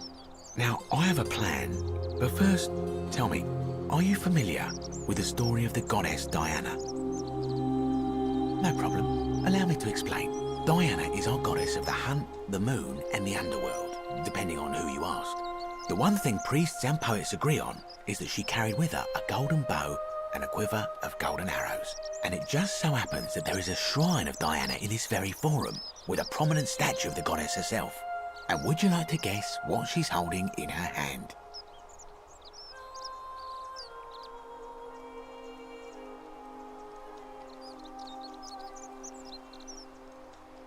Precisely. I can't tell you how many hours I've spent in that temple staring at it, trying to figure out how to retrieve it without breaking you-know-what. Oh, gods, no! If you tried that, we'd all be dead within moments, I'm sure. No, here's what I propose. You give your bow to me, I cover it in a thin layer of gold leaf, and we create a replica of a golden bow. Then, you enter the shrine, extinguish the braziers, and under cover of darkness, swap out the fake for the original. It's not theft exactly, it's more of a trade. But make no mistake, this is a dangerous path, and there's no way of knowing where it will lead. But in my experience, all the best adventures begin with a risky first step. Now, you must have questions. Ask away. I'm more of an ideas man, whereas you're obviously the more resourceful and heroic type. I have complete confidence in you. Because the gods would see you, of course. Hence, my proposal. When Prometheus stole fire from the gods and became a hero to all mankind, do you think he was worried about the danger? So, are you in, partner? Wonderful. Now, if you'll hand over your bow, I can get started applying a layer of gold leaf. This is a quality weapon. Now, bear with me for a moment. And here we are. A gold leaf bow.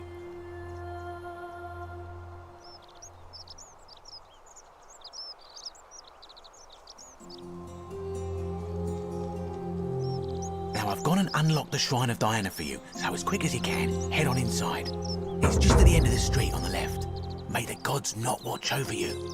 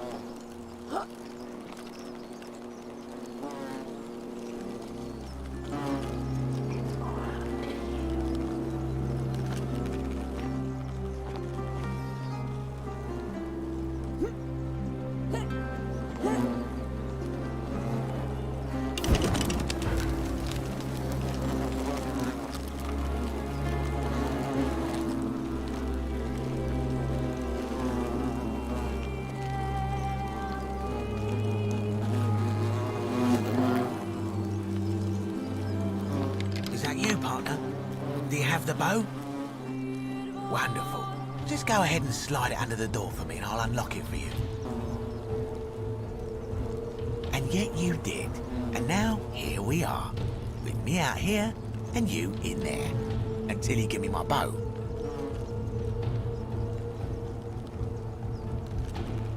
No, technically, I never said that.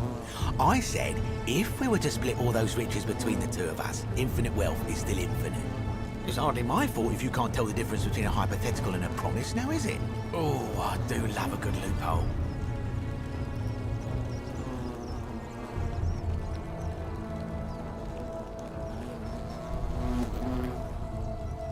You're just gonna have to take your chances, I'm afraid. The bow, now. And don't even think about giving me the fake one. I'll recognise my own handiwork. I would reconsider my position quickly if I were you. I'm not sure if you noticed, but you're stuck in there with a hornet's nest, and they can be rather aggressive toward intruders. You know, some say it takes 27 hornet stings to kill a man, but I always wondered how anyone could have known that. Let's find out how many it takes to kill a woman, shall we?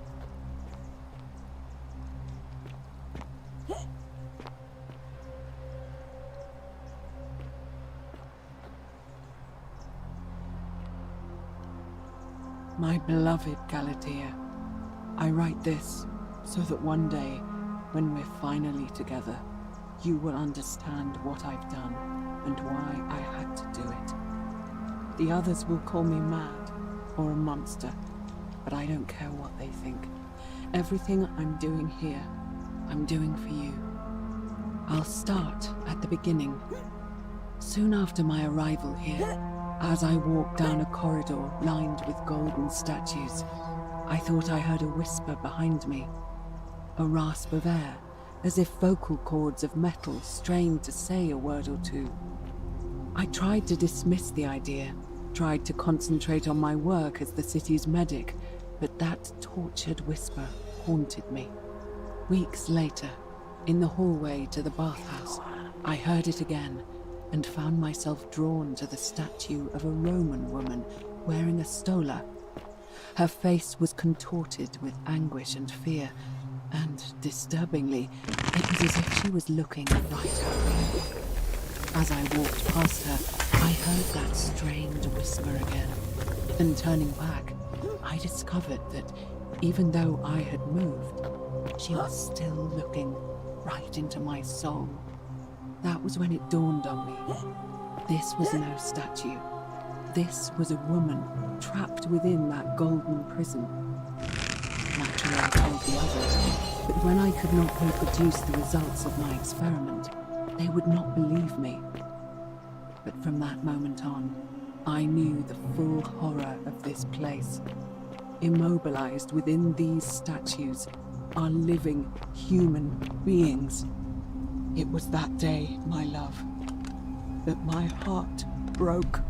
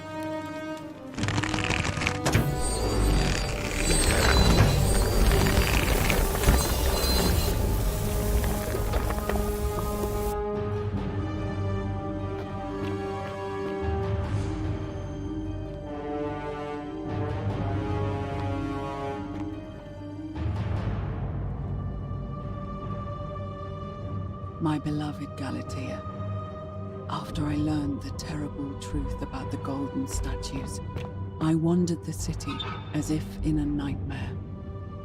What must life be like for these poor souls, entombed in gold, but kept alive somehow?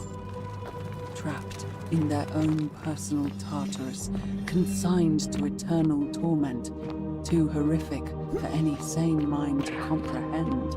I tried to offer them what small mercies I could. I began to talk to them, to keep them company. I'd imagine backstories for them, give them names, and tell them of the world, the histories and stories they learn each other. As the others became more concerned by my charity, I sought solitude from them, preferring the company of my tormented charges. This cutting away into the unending palace, I began to spend my days walking its halls and sharing with its occupants ancient tales, my mind turning to those of Apollo and Daphne, Perseus and Medusa, and Pygmalion and Galatea. Pygmalion, the sculptor who fell in love with the statue, and who, praying to Aphrodite for aid, discovered that his beloved Galatea had come to life. It was then that I heard you whisper to me, Galatea. Forgive me. I know that is not your real name, just one I have borrowed from a story. But when I turned to look at you, I saw the most exquisitely beautiful woman I have ever known. Your face, forever frozen in a look of haunting sadness. Our meeting gave me new purpose, to free you from your golden prison, so that I might one day hear you speak, not just whisper your true name to me. So I gathered tools for the long and difficult task ahead, barred the doors to this place, and set to work.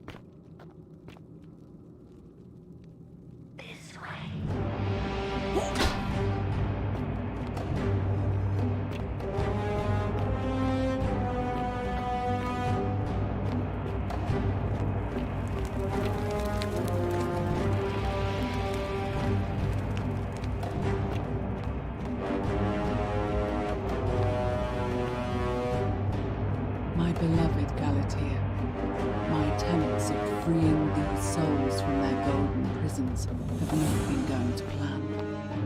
My first charge was a Greek woman who I called Iodine after the Athenians went to stone by Medusa. Drilling through the gold that encased her, I was vindicated by the discovery that beneath half an inch of gold, which is so rigid it must be some kind of alloy, was living flesh. Unfortunately, this golden alloy seems to have fused with her skin, so removing it exposed the sinew and muscle beneath and appeared to cause her great pain. At first, I braced myself, expecting that inflicting such pain would break the golden rule, and yet, somehow, it did not. It seems whichever god is responsible for imprisoning these poor souls does not care about their suffering at all. They are forsaken. Undeterred, I pressed on, working late into the night, attempting to remove the golden layer that encased her as delicately as I could. Eventually, I was able to free most of her body, but when I released her from her restraints, her first act was to lunge for my throat, clawing at me with all her strength and those sharp metal talons. This was my thanks for trying to save her. Whatever possessed Iodame to attack, She was clearly not a suitable subject for my experiment, and I was forced to lock her inside an isolated wing of the palace and bar the door. As I continued working on others, I could hear her flailing and launching herself at the other side endlessly. Regrettably, my other experiments bore similar results, and after relocating a few times, most of the palace is now too dangerous to work in. Still, as much as my heart aches to know that you're suffering, I cannot risk attempting to ungild you yet. Not until I have perfected a method that will bring you back to me, whole in both mind and body, and ensuring your humanity is preserved.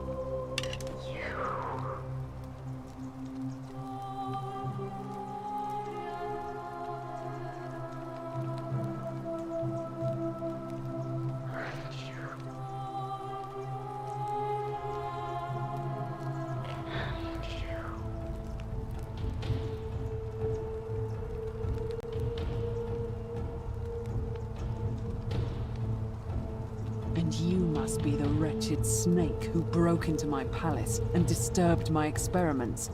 And worst of all, look at what you made me do to her. This never would have happened if you just stayed away. You're going to pay for that.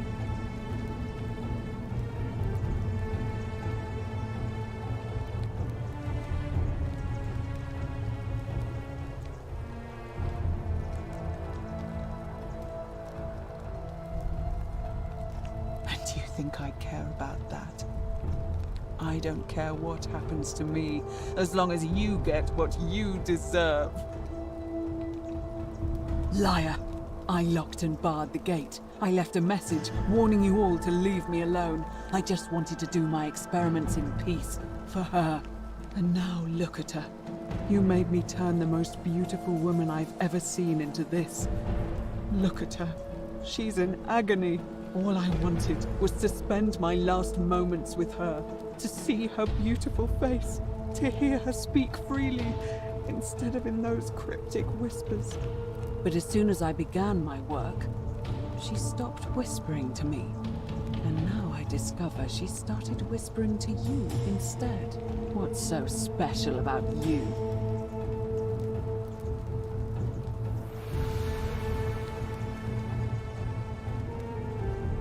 What do you mean, the same voice? Yes. I remember when they used to whisper to me. They did sound similar.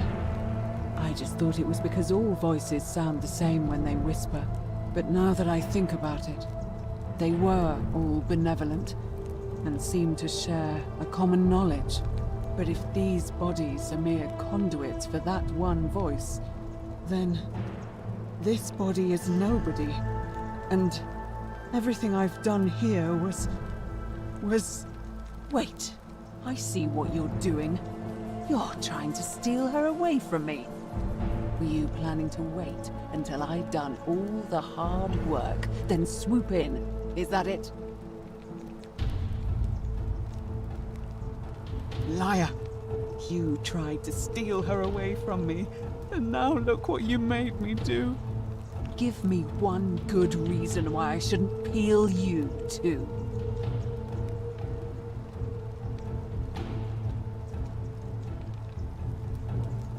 What?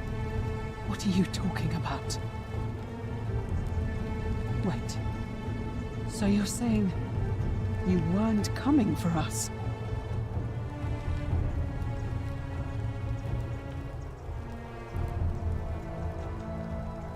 So I did all this. I ruined her. For nothing. What have I done? Oh God, I feel sick. I can't bear the thought of her being like this. And in so much pain. It's the air coming into contact with her flesh. It's agonizing for them. But the only way to fix it will be to break the golden rule and let it run its course. At least that way she'd be golden again, and we'd be together. All it would take is one little cut.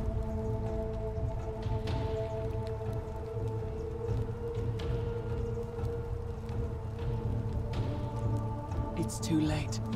There's nothing you can do. I have to do this. I'm sorry.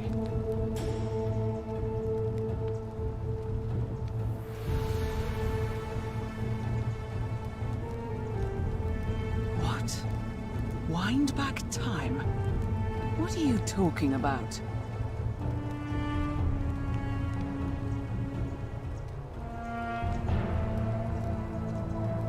If this is some kind of cruel trick, you'll regret it. The goddess of the cycle of life and renewal, of course. But I'm confused. If you've harnessed the secrets of the gods, why tell me?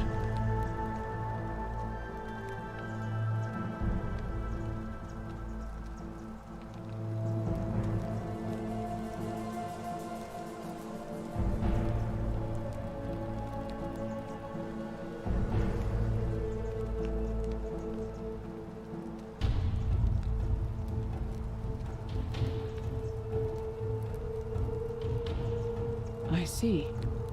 Well, I'll trust you to honor our bargain, but if you don't, mark my words, I'll break the golden rule and kill you and everyone else in this city. As a quid pro quo, here is the only thing of value I have left, the key to the chest in the Shrine of Apollo. There should be something in there that's useful to Lucretia.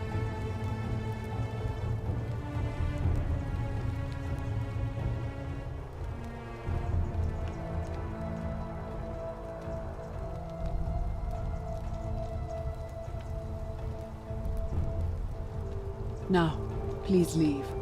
The door here leads out onto the palace balcony. You should be able to make your way down from there. Go, and never return.